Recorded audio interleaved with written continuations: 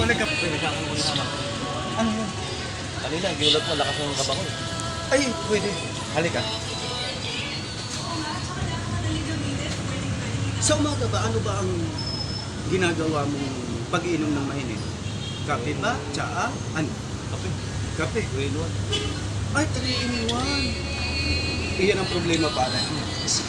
Kasi, papaliwanag ko lang sa'yo kung kape pare, maaaring hindi yan lumakas. Alam mo kung bakit? Kasi ang kape pare sa umaga, pampalakas ng nerve, pampanervyos ang kape. Pero dahil sa sinabi mo nga na kapit gatas, ang gatas naman ang tendency kasi, kapag puro naman siya, ang tendency nun pampalakas.